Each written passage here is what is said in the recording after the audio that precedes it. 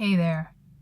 So I'm trying this again after I think I botched my other long video about my reflections surrounding this road trip, this wonderful road trip to a music festival called the Salmon Arm Roots and Blues Festival. It's beginning to get dark. I'm trying to find good lighting here. Well, shall I cheat? And there we go. There's some additional lighting. Hey there.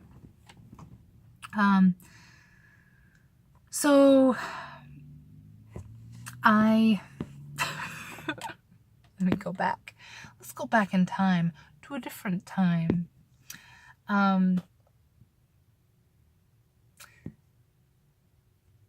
It's been a wonderful few days.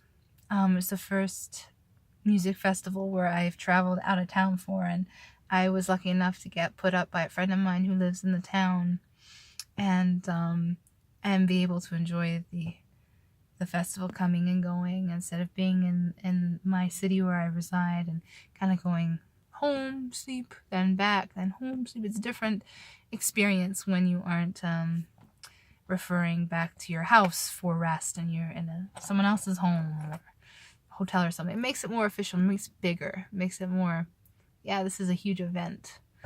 And there's been a huge theme of awakening and circling back and learning and relearning the same kind of lesson as many times as we need to learn it before we're finished learning it. And how wonderful this is that we get do-overs. We get as many do-overs as we freaking need in order to learn a lesson, integrate it, so eventually it becomes second nature, like a gut instinct, like an immediate reaction. And I've been able to see, after 2-3 years, how much I've been able to shift and gain more ground in certain areas. And also how much more ground I need to gain in others in order to get where I'd love to be, in order to go where I would like to go, and how these things, our opinions and our viewpoints. I'm most proud of being able to use critical thinking skills to analyze what's going on, what is working and what needs to change and shift in order to get there. And I don't think it's purely the raw data, our raw talent of intelligence, artistic creation, or resourcefulness, or of factual recognition or memory. I don't think that those are the things that we need to glorify or be proud of in an overt way. I think it's more I think what we should be more proud of is how we work through a novel problem, is how willing and adept we are at analyzing new information as it comes into us without emotional attachment or intensity to the old way, review the new information, and then adapt the old way so it is more efficient and supported, giving new information. Essentially, we should be most proud of not living in a state of denial and skewed reality that doesn't really exist after we have been presented this new information. I think we should be proud of being able to change our minds with reason and data and analysis, and respect to others for sharing this new information to us that we wouldn't have been privy to before. I think that's what we are most proud of as a species. And people like Tesla, people like Einstein, and some non-misogynistic inventors and scientists too, I might add. Marie Curie, for example, and Emma Goldstein, and a freaking slew of amazing thinkers, artists and scientists. What they were able to do, because they didn't take themselves too seriously, and they knew they were fallible, and then they decided to look and to hold their faults and their frailties tight, close to their chests, with forgiveness and unconditional love and acceptance, as these pose crucial information to give them in order to grow and change and learn and expand. Without failure, there is no greater self. There is no connection to higher self. We must fail in order to become great, in order to become reborn, in order to rise from the ashes. If there's no ashes, if you're still convincing yourself there's no ashes, the ground's just dandy, ground's nice and clean, tidy, nothing to see here, I'm not burning alive, then I'm so sorry. You're going to be burning in hell for a really long time, and it's not anything that you deserve more than the next person. And this goes back to Buddhist thought. There's a whole bunch of people about, sitting in front of this amazing feast, and their stomachs are hurting, and they're really having a hard time. They're hungry, they're faint, they're getting distracted, it's hard for them to concentrate. But they don't understand that they can eat the food in front of them, and that will feed their hunger. That will make the hunger ebb. It's the same kind of thing. When there's problems ahead of you, to look at those problems with genuineness and with authenticity and kindness, and avoid blame and avoid shaming. And shaming is an active word. Shaming someone is the act of trying to insert shame into their mental paradigm by creating ambivalence or undermining their experience.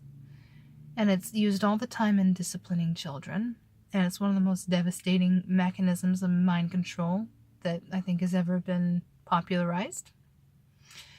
So it's why sexual abuse has become so mainstream and so massive and so all over everywhere. Because once you shame someone, once you create this idea that when someone treats you like shit, when someone abuses you or calls you a name, that's your problem. That's your fault. You caused them to do that. Then they got you. Then your mind is theirs, and they know that you're going to be terrified of having that come true. So seeing the ramifications, having everybody, and I've always had people confide in me, all these really salient and important facets of their lives and their pain and their abuse, and seeing that come about, and how now I've drawn a distinct boundary between my personal life and my professional life, and I don't get that as much anymore, and I'm happy about that. I really, really value that separation, because now it makes me a better professional. I'm more equipped, because I do not mix to the same degree I did before, and I'm so happy about that. Now I face different obstacles, but I know that I handle each one with care and with objectivity, and in that same kind of emotionally detached way of, okay, I can accept your opinion, I can accept what you say, and your perspective. I am not you. You're the expert on you. But I also consult myself in terms of what I believe to be true in my experience. And that's very important. Because no one else's experiences replace my experience, and yet I consult the facts, and I'm not afraid of conceding when I'm wrong, when I fail, when I haven't figured out correctly, and that's one of the things that I'm most proud of, as well as using critical analysis skills to generate a new opinion, a better informed opinion, because then I lower my risk of missing something crucial. And in my life, and in my profession, and in my personal life, there have been people who have missed very crucial things that I wish that they had not missed, because I needed help, I needed protection, I was a child. And so when I go there, and when I parse it out, and when I ask questions, And when I get different answers from different people, I don't consider that frustrating or sad or shame, or I don't judge it. I'm just like, this is really important that I'm doing this. This is really important that I hold my teachers, my people in authority accountable, just as I would myself or anybody else with less power.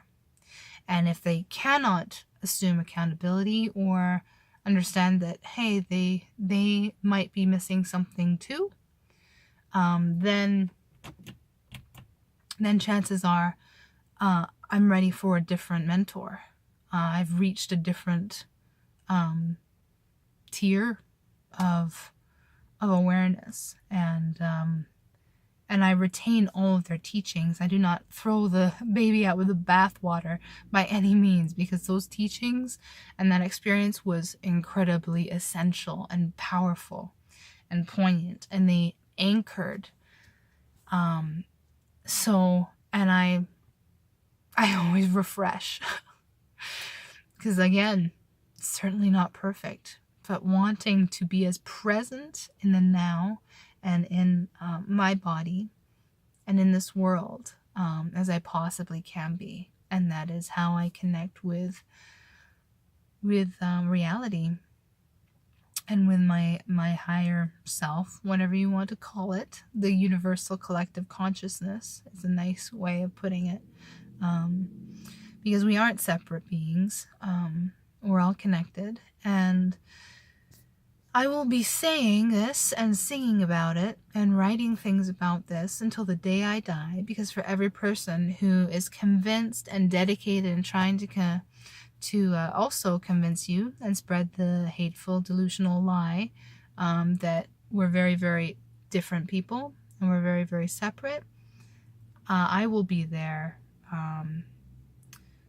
denying this, and not only denying it, but disproving it with facts,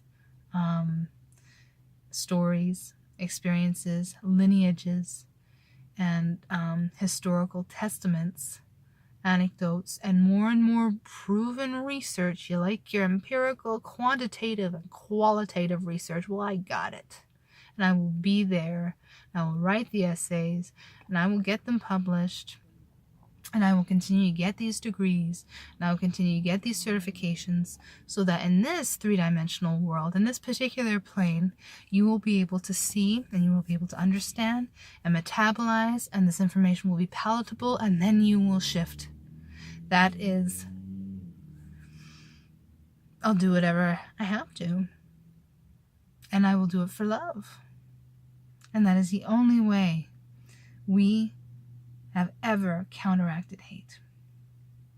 You cannot have a war against hate, no. You have a protest for peace. Peace and love. Everything's connected. There's no real such thing as winning or losing. There's just balancing. Love to you.